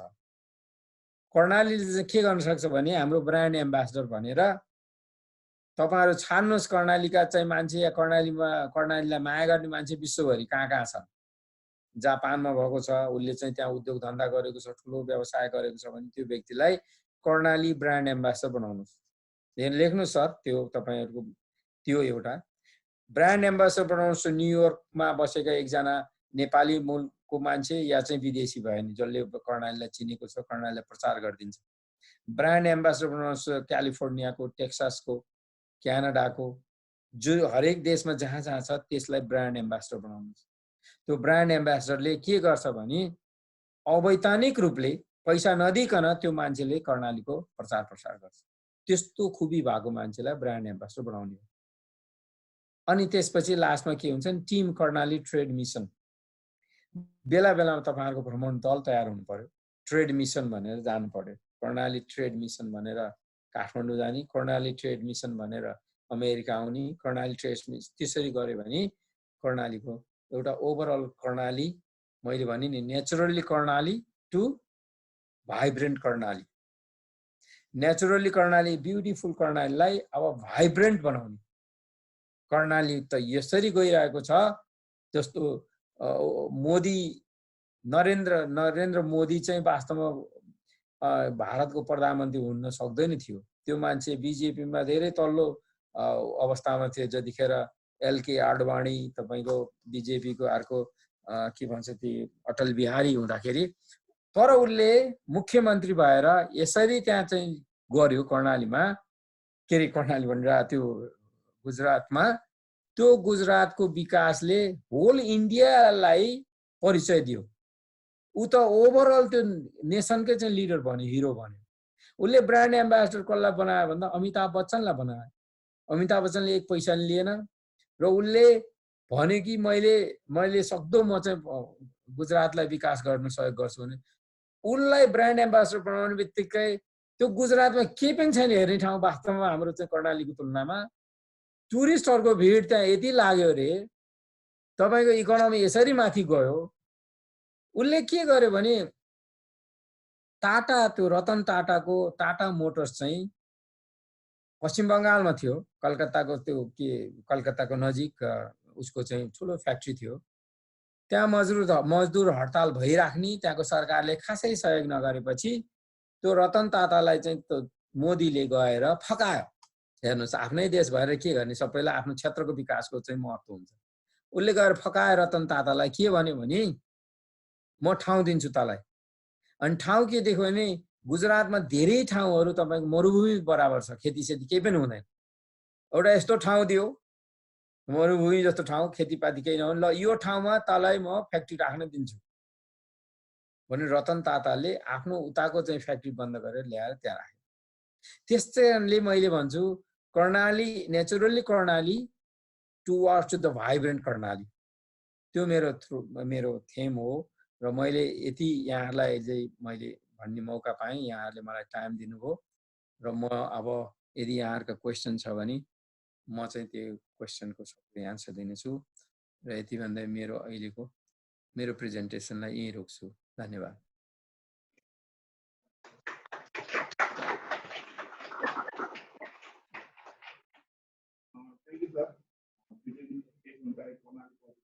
विकासको लागि हामीसँग क्वेसन एन्सरहरू साथै सरहरूले चाहिँ कतिको बनाउनु भएको छ के विषयमा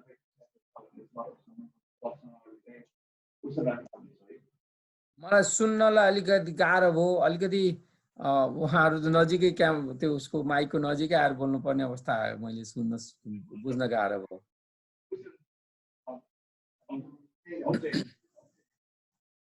हामीसँग एकजना इन्जिनियरिङ गरिरहेको साथी हुनुहुन्छ उहाँले नमस्कार भिजन सर हजुर नमस्कार भन्नुहोस् सर एकदमै खुसी लाग्यो सर हजुरको एक्सपर्टिज हामीले सिक्ने कुरा पनि पायौँ सर हजुरले म एउटा सानो क्वेसन के सोध्न चाहन्छु भने हजुरले ग्लोबल बिजनेसको कन्टेक्स्टमा चाहिँ एकदम भन्नुभयो अथवा अलिकति ग्राउन्ड लेभलमा हजुरलाई के क्वेसन सोध्न चाहन्छु भने मैले सर कर्णालीमा उत्पादन गरेको जुन एउटा तुलसी छ अथवा कुनै पनि एउटा हर्ट छ मैले त्यसलाई इन्डियामा अथवा मात्र युरोपमा अथवा कुनै पनि क्यानाडामा मैले बेच्नु पर्यो भन्दाखेरि तपाईँको चाहिँ पोलिसी के छ सर त्यहाँको एक्युडेसन लिने प्रक्रिया के छ इभन त मैले नेपाल सरकारबाट यहाँ मैले समन्वय लिन्छु होइन सर त्यो स्ट्यान्डर्ड एक्युडेसन लिने कुरा मैले यहाँ लिएन भने फरेनमा चाहिँ अझै मैले अरू कुन त्यस्तो स्ट्यान्डर्डहरू मैले चाहिँ पुरा गर्नुपर्ने हुन्छ ताकि मैले त्यो मार्केटमा लगेर चाहिँ त्यसलाई बेच्न सकौँ र अनि मैले त्यहाँ फरेनमा चाहिँ कुन चाहिँ मैले त्यहाँ अरू त्यो के भन्छ त्यो सिस्टमहरूलाई चाहिँ मैले सिस्टममा बसेर अथवा कुन चाहिँ त्यहाँ प्लेटफर्म युज गरेर चाहिँ मैले आफ्नो प्रोडक्टलाई चाहिँ त्यहाँको बजारसम्म चाहिँ पुर्याउँछु र अलिकति प्र्याक्टिकली एउटा सानो इक्जाम्पल दिएर सो भनेपछि तपाईको सामानलाई अन्तर्राष्ट्रिय बजारमा कसरी बेच्ने हो त्यही हो तपाईको क्वेसन हो अब मैले ए भने अन्तर्राष्ट्रिय बजारमा सामान बेच्नलाई केही पनि गाह्रो छैन अन्तर्राष्ट्रिय बजारमा तपाईले मलाई सामान बेच्दा पनि मैले के हेर्छु भने त्यो सामान मलाई मन पर्छ कि पर्दैन है द्याट इज द वे है अब त्यसकारणले तपाईले यस्तो सामान बनाउनु पर्यो जुन सामानको बजार कहाँ चाहिँ छ बजार कुन ठाउँमा बजार हुन्छ हेर्नुस् अब त्यो चिया बनाएको छौं कफी बनाएको छौं त्यो अहिले विश्व बजारमा चाहिँ त्यसको व्यापक मार्केट छ त्यस्तै तपाईले बजार बनाएको मार्केट तपाईले बनाएको बजार त्यो सामानको मार्केट चाहिँ कहाँ छ त्यो तपाईले पहिले थाहा पाउनु पर्यो र कुनै पनि देशमा मलाई लाग्छ कहीँ पनि बन्देज छैन यदि तपाईको गैर कानुनी सामान छ भने बेच्न जहाँ पनि बन्देज छ हैन भने तपाईले जुनसुकै सामान जुनसुकै मुलुकमा बेच्न पाउने अहिले चाहिँ ग्लोबलाइजेसन ग्लोबलमा बिजनेसले गर्दाखेरि सम्भव छ अब तपाईको सामान निजी के किसिमको सामान हो अब ती सामानहरुमा कस्तो किसिमको तपाईले डिजाइन बनाउनु भएको छ मलाई लाग्छ तपाईले पछि मलाई पठाइदिनु भयो त्यसको चाहिँ डिजाइनहरु भनी I think I will be more than happy to give you some guidance. Okay thank you sir.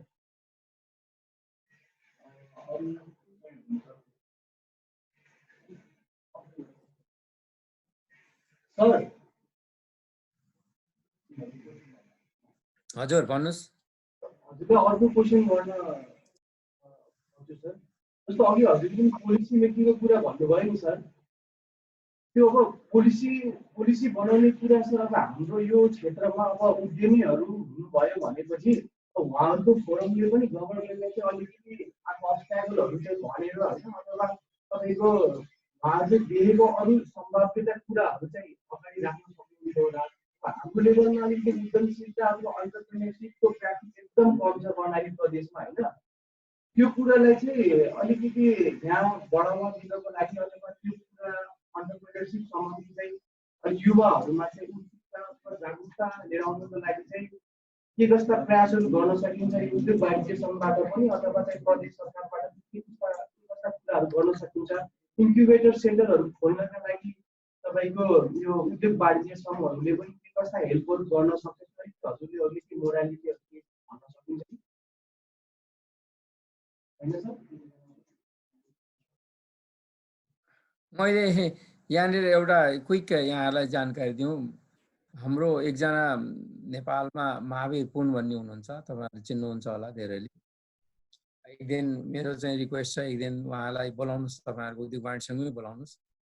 उहाँले ग्लोबल्ली फन्ड पनि उठाइरहनु भएको छ आफ्नो यो अन्तर्राष्ट्रिय के भन्छ यो के राष्ट्रिय आविष्कार केन्द्र भनेर। तपाईँका कहीँ उद्योगीहरू कोही वैज्ञानिक विचार भएका व्यक्तिहरू छ भने उहाँ मार्फत सहयोग पनि हुनसक्छ। र अर्को कुरो अब मैले भने नि यो साना साना कुरोमा भन्दा मेरो एरिया एक्सपर्टिज भनेको कर्णालीलाई विश्व बजारमा कसरी चाहिँ टच गराउने हो, कर्णालीलाई भाइब्रेन्ट कसरी बनाउने हो, जुन मैले म्याक्रो लेभलमा जानकारी दिएँ। मैले भने तपाईँहरूले कर्णाली डे मनाउन सक्नुहुन्छ, तपाईँले कर्णालीका बारेमा एउटा एडभर्टिजमेन्ट गर्ने, पब्लिसिटी गर्ने, ब्रान्ड एम्बेसडर बनाउने, अनलाइन पब्लिकको प्रमोसनहरू गर्ने, ट्रेड मिसनहरू बनाउने, त्यो गर्न सक्नुहुन्छ। इन्डिभिजुअल पार्टिकुलर कुनै इन्डस्ट्रीको भन्दा ओभरअलमा मैले यस्तो किसिमको यहाँहरूलाई अहिले जानकारी र यो एक्सप्लेनेसन मैले यसरी दिएको अहिले। र कुनै प्राइभेट किसिमको कसैको विशेष गरेर यो किसिमको विषय वस्तु यो किसिमको मात्रै बिजनेसमा के गर्ने हो भन्ने हो तपाईँलाई लाग्यो भने मलाई हृदयजीले मेरो कन्ट्याक्ट दिनुहुन्छ तपाईँहरूलाई। You can contact me. I think म तपाईँहरूलाई सहयोग गर्नु फेरि मैले जानेको कुराहरू तपाईँहरूलाई भन्नु तयार छु। हामीले चाहिँ महावीर पुन सरको नाम लिनुभएको छ। हामीले चाहिँ महावीर पुन सरलाई पनि एक भर्चुअल प्रोग्राममा चाहिँ पुऱ्याउनको लागि र म कोर्डिनेसन गरिरहेको छु। सकिन्छ भने उहाँलाई फिजिकल्ली नै सुर्खेत ल्याउने प्लान छ हाम्रो।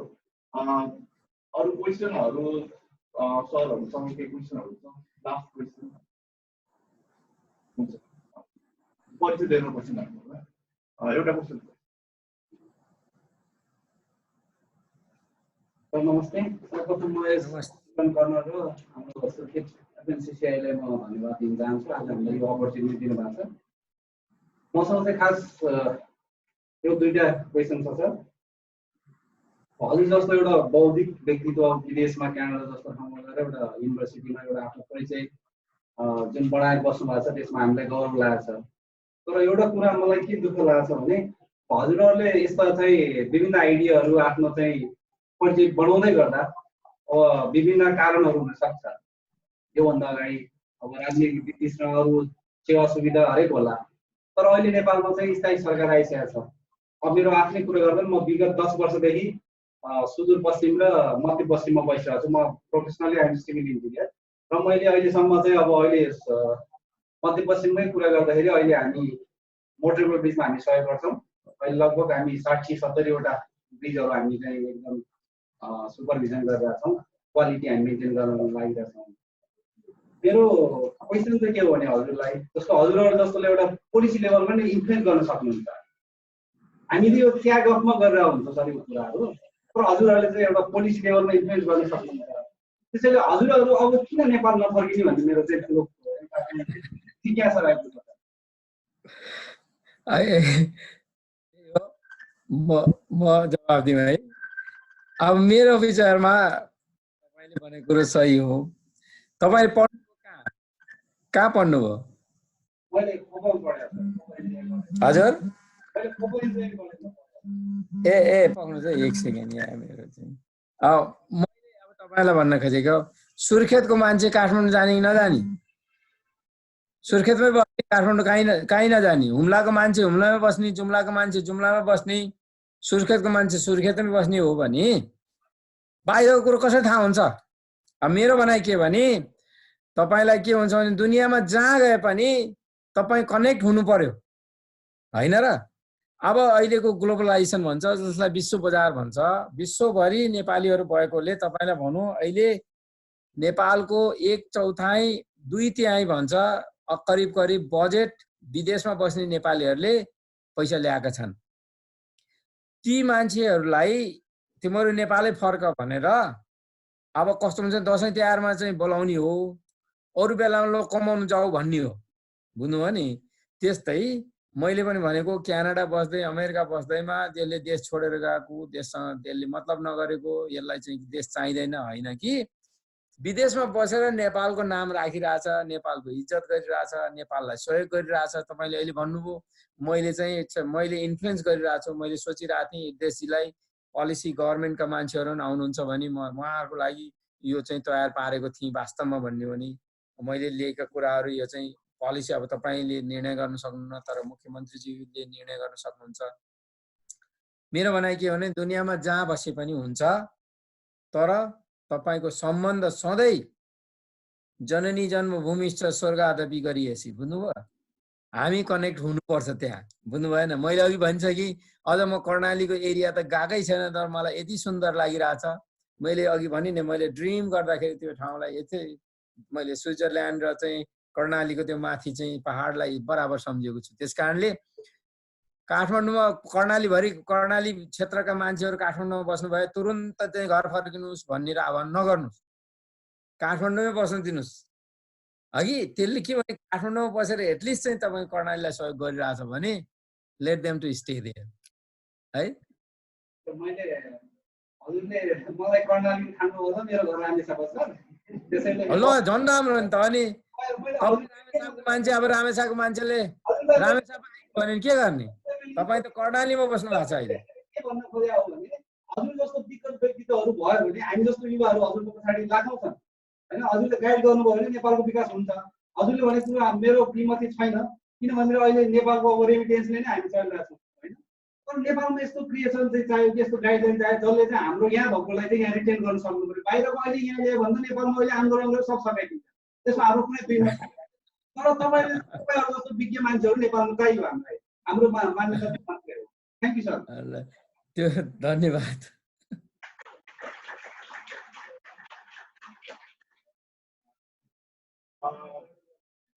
आजको कार्यक्रम चाहिँ हामीलाई सूची धेरैसँग जोड दिनको लागि चाहिँ स्टार स्कोलर नेटवर्कको प्रेसिडेन्ट उत्तम गौरी सरले चाहिँ एकदम ठुलो भूमिका निभाएको छ। हामीसँग कार्यक्रमको सुरुवात गर्दाखेरि उत्तम गौरी सर हामीसँग कनेक्ट हुनुहुन्थ्यो र उहाँ चाहिँ अब विशेष कारणवश फ्लाइटमा हुनुहुन्छ अहिले।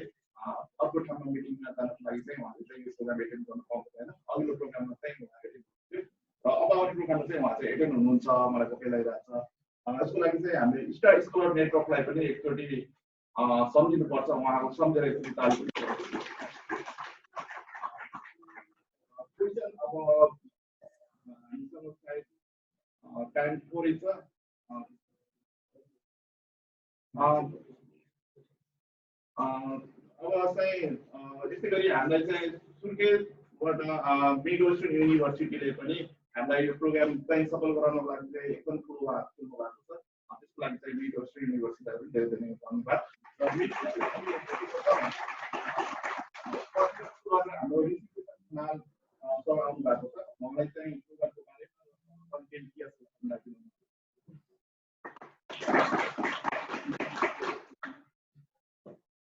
सर नमस्ते। नमस्ते। मेरो नाम चाहिँ ऋषि केशव चाल हो। म सुर्खेतको बासिन्दा हुँ र म मिड वेस्ट युनिभर्सिटीमा मार्केटिङकै मान्छे हो। त्यो प्रोग्राममा काम गरिरहेको छु डिपार्टमेन्ट यो हाम्रो म्यानेजमेन्टमा। धेरै राम्रो लाग्यो, धेरै अब यहाँलाई धन्यवाद पनि दिन चाहन्छु पर्सनली र अन बिहाफ अफ दि अब यहाँ पार्टिसिपेन्टको तर्फबाट यहाँले एउटा राम्रो एउटा थिममा आज प्रेजेन्टेसन दिनुभयो। यो कसरी हामी कर्णाली प्रदेशलाई एउटा होलिस्टिक एप्रोचबाट प्लट बनाएर विश्व बजारमा मार्केटिङ गर्न सक्छौँ भन्ने कुरा साह्रै राम्रो एउटा थीमेटिक एरिया चाहिँ राम्रो यहाँले एड्रेस गरिदिनु भएको छ र यहाँ हामीले धेरै केही नयाँ कुराहरू पनि आएको छ। यो बेसिकली हजुरले भने जस्तै खास गरी पोलिसी मेकरहरूको लागि पनि बढी महत्त्वपूर्ण केही पोइन्ट्स यहाँ मैले देखेँ र हामीले पनि एउटा युनिभर्सिटीको लेभलबाट हामीले पनि म्यानेजमा अब BBMA प्रोग्रामहरू चलाइराखेका छौँ र यो खास गरी कर्णालीको सामाजिक आर्थिक रूपान्तरणका लागि यस्तो प्रकारका कार्यक्रममा लगायत यस्तो प्रकारको जुन एउटा विषयवस्तु छ त्यसलाई हामीले सक्दो रूपबाट आफूले कन्ट्रिब्युट गर्ने कोसिस गरिराखेका छौँ र यहाँनिर अब अलिकति समस्या के हो भने बेसिकली यहाँ हजुर त कर्णाली क्षेत्रमा आएको छैन भन्नुभयो, यहाँलाई स्वागत गर्न चाहन्छु, युनिभर्सिटीमा पनि स्वागत गर्न चाहन्छु। हामी भर्चुअली पनि कनेक्ट हुन हामीका पनि भिडियो कन्फरेन्सिङको सुविधा छ। विद्यार्थीहरूले यो जुन एकाडेमिक यो सेक्टरका व्यक्तित्वहरूसँग विद्यार्थीको इन्ट्याक्ट गरिराखेका छन्। हामी यहाँ पनि उहाँ पनि यहाँलाई हामी इन्भिटेसन गरौँला। र अहिले खास के हो भने बेसिकली हामीका यहाँ समस्या के हो भने हामीका रिसोर्सेसहरू धेरै छ र यसमा हामीका धेरै जानकार र अनुभव प्राप्त व्यक्तित्वहरू हुन्छ। सुरुमै हाम्रो भद्रजीबाट पनि यहाँले सुन्नुभयो, सुर्खेतको एकदम होनहार हाम्रो मान्छे हुनुहुन्छ उहाँ र उहाँ जस्तै अरू साथीहरू पनि हुनुहुन्छ जो कर्णालीमै बसेर के गरौँ भन्ने उहाँको एउटा आफ्नो मिसन छ, एउटा भिजन लिएर हिँडिराख्नु भएको छ। र च्यालेन्जेस कहाँनिर छ भने हामीले कसरी त्यसको मोडस अप्रेन्डी कसरी यसलाई चाहिँ हामीले सोचेका बिजनेस मोडलहरूलाई यथार्थमा कसरी रूपान्तरण गरेर कसरी बिजनेसको खास एउटा के भन्ने एउटा रियल अर्थमा बिजनेसको फाइदा कसरी लिने र यहाँको आर्थिक सामाजिक रूपान्तरण कसरी गर्ने भन्ने बारे जुन एउटा कार्यान्वयनको पक्षमा चाहिँ अलिकति चुनौती देखिएको छ।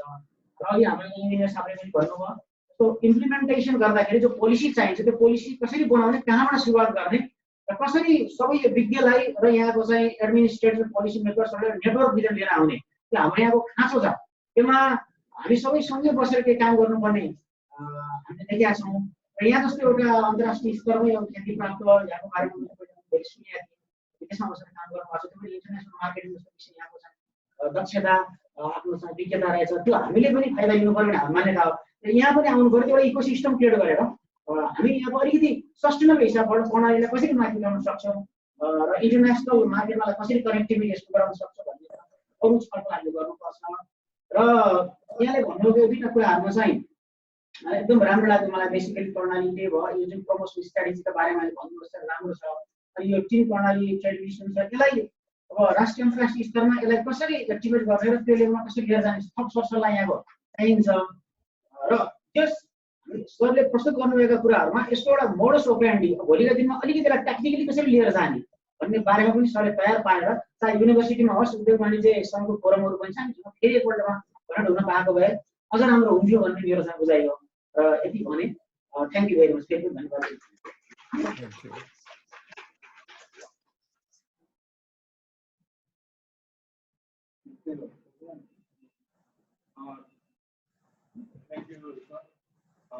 त्यसै गरी उद्योग वाणिज्य सङ्घबाट पनि हाम्रो लास्ट क्वेसन र अनि सरलाई चाहिँ हुन्छ सरहरू धन्यवादहरू नै। मैले पनि 8-10वटा देश चाहिँ विश्वको देखेको छ, त्यहाँको डेभलप पनि देखेको छु। हामीहरूको र उनीहरूको अब रिसर्चमा उनीहरूको धेरै हाईमा छ, हामी त्यो लेभलमा अहिले सोच्न पनि सक्दैन। अब एउटा युवा पिँढीले आश चाहिँ धेरै गरेको छ। अनि हजुरको लेक्चर त्यो भिडियो कन्फरेन्स चाहिँ सुन्नको लागि युवा आकर्षित हुनु भनेको भोलिका दिनमा एउटा राम्रो सुरुवात हो। त्यो सुरुवात मान्छु साथीहरू, उहाँहरू जस्तो युवाहरूलाई लगेर भोलिको दिनमा यो कर्णालीको विकासका लागि हामीले गर्न सक्ने धेरै कुरा हुन सक्छ। अब उद्योग वाणिज्य सङ्घले खेल्ने रोलहरू चाहिँ के हुन्छ भनेपछि अब पोलिसी लेभलमै हामीले चाहिँ ढकढकाउन खोजिरहेका छौँ। कर्णालीमा धेरै कुराहरू अहिले जुन बजेटमा पनि आएको छ र अन्य पोलिसीमा आएको छ, उद्योग वाणिज्य सङ्घले त्यसमा जिल्ला उद्योग वाणिज्य सङ्घ भएको हुनाले जिल्ला राजधानी पनि यही भएको कारणले हामीले धेरै कुरा सुझावहरू दिएको छौँ। त्यो सुझाव अनुसार उनीहरूले अर्ग्यानिक कर्णाली भन्ने एउटा नारा पनि ल्याएको छ। अन्य कुराहरू त्यो सरले पनि धेरै कुरामा भन्दा पनि एउटा जडीबुटी यहाँको टुरिज्मलाई फोकस गरौँ त्यसमै लागि परौँ भन्ने खालको सरको समग्रमा मैले अहिलेसम्म बुझे अनुसार समग्रमा त्यही आयो। नेचुरली कसरी गर्ने, हाई डेभलप भन्दा पनि त्यही नेचरलाई कसरी हामीले एउटा क्याच गर्न सकिन्छ भन्ने कुरा, सरले प्रोडक्ट कसरी जन्माउन सकिन्छ, यहीँबाट कसरी यो एउटा टुरिज्मको प्रोडक्ट जन्माउन सकिन्छ भन्ने कुरामा फोकस रहेको मैले बुझेँ। त्यसको लागि हामी लागिरहेका छौँ। होटलको सबैभन्दा यो टुरिज्मको लागि होटल इम्पोर्टेन्ट हुँदो रहेछ। होटलको लागि सुर्खेतमा अझै पनि 1-2वटा होटलहरू आउन खोजिरहेका छन् र 2-4वटा होटल यहाँ राम्रो पनि छ। अनि रारामा पनि होटल 1-2वटा होटलहरू हाम्रो उसमा आइरहेको छ, खोल्नको लागि आइरहेको छ र इन्टरनेसनल एफडिआईलाई कसरी ल्याउने भन्ने कुरा चाहिँ हामी त्यसमा लागिरहेका छौँ। हाम्रो मेन फोकस चाहिँ पोलिसी लेभलमै कसरी यहाँको नेतृत्वहरूलाई, राजनीतिक नेतृत्वलाई एउटा व्यावसायिक रूपमा कन्भर्ट गर्न सकिन्छ, उनीहरूको माइन्डमा कसरी एउटा यहाँको डेभलपका कुराहरू आर्थिक रूपमा एउटा डेभलप गर्न सकिन्छ भन्ने कुरालाई हामीले फोकस गरिरहेको छौँ। यसको लागि हजुरले जुन गर्नुभयो, अहिलेसम्म दिनुभयो, यसको लागि तपाईँलाई पनि धेरै धन्यवाद। मैले अघि सरको कुरामा पनि भने हामी आज चाहिँ के गर्छौँ भनेपछि हजुर जस्तो विद्वानहरू यहाँ आएर एउटा हाई लेभलमा बसिएपछि हामी जस्ता युवाहरूलाई बुझ्नुहुन्थ्यो भन्ने मात्र हो। अहिले हामीलाई युवाहरूलाई बुझिरहेको हाम्रो नेतृत्व छैन, त्यो चाहिँ वास्तवमा हो। हामीलाई बुझ्ने नेतृत्व छैन, किनभने उनीहरू त्यही अनुसार आए। त्यो परिवेश कस्तो छ भन्नुहुन्छ भनेपछि त्यो परिवेश आफू मात्र डेभलप कसरी हौँ, आफ्ना वरिपरिका मात्र डेभलप कसरी हुन् भन्ने परिवेशबाट अहिलेको नेतृत्व छ। हामी युवाहरू के चाहन्छौँ भनेपछि समग्र विकास कसरी हुन्छ र सबैलाई लिने आफू पनि भन्ने, यो खालको नेतृत्व हामीलाई चाहिएको छ। सरबाट अघि सरले खोज्नु भएको त्यही हो। अनि हजुर जस्तो हाई प्रोफाइलमा बसेर विश्वभरि एउटा नाम आफ्नो फ्रेम बनाउनु भएको छ। यस्ता युवाहरू, यस्ता हजुरहरू जस्तो व्यक्तित्वहरू विश्वभरि हुनुपर्छ, किनभने जहाँ भए पनि हजुर नेपाली फर्स्ट नेसनालिटी भनेर चाहिँ नेसनालिटी नेपाली नै हो। हजुर मेरो भाइ पनि युएसमा छ, ऊ त्यहीँकै सिटिजनसिप लिइसकेको छ, तर पनि ऊ नेपाली भन्छ। जति होस् उसले डेभलप गर्न के खोज्छ भनेपछि नेपालमा जानुहोस् भन्ने उसको एउटा एउटै ऊ हुन्छ, जानुहोस् त्यहाँ गर्नुहोस् भन्ने, त्यहाँ आर्थिक रूपमा कसरी पैसा पठाउने। हजुरहरू जस्तो जो मलेसियामा उहाँ गएर लेबर गर्ने व्यक्तिहरू हजुरहरू जस्ता 100जना लेबर र 1जना टेबलमा बस्ने मान्छे हामीले जन्मायौँ भने त्यसमा धेरै परिवर्तन आउँछ भन्ने हाम्रो त्यो गाडीसँग सोच छ। धन्यवाद सर, हजुरलाई धेरै धेरै धन्यवाद र अन्तिममा हजुरलाई नमन पनि गर्न चाहन्छु। Thank you sir.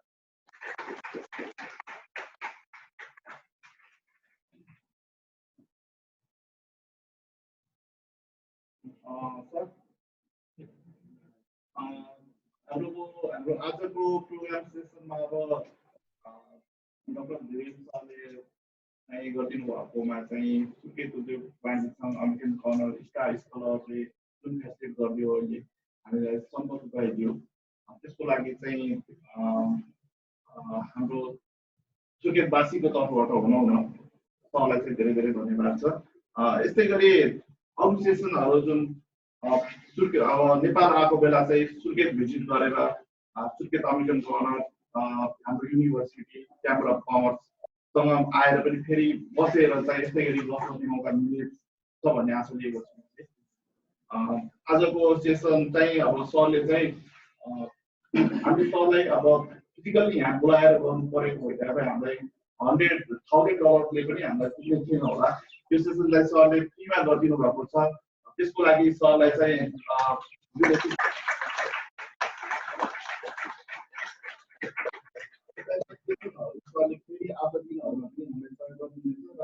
आवाज दिनहरू पनि हाम्रो युनिभर्सिटीलाई भयो, हाम्रो अमेरिकन कर्नरलाई भयो, फेरि पनि यस्तो यस्तो सेसनहरू दिएर चाहिँ सहयोग गर्नुहुन्छ भन्ने हामीले आशा लिएका छौँ। Thank you sir. Thank you. र मलाई समय दिनुभयो, यहाँहरूले मेरो प्रस्तुतिलाई स्वीकार्नुभयो, सुन्नुभयो, मनन गर्नुभयो।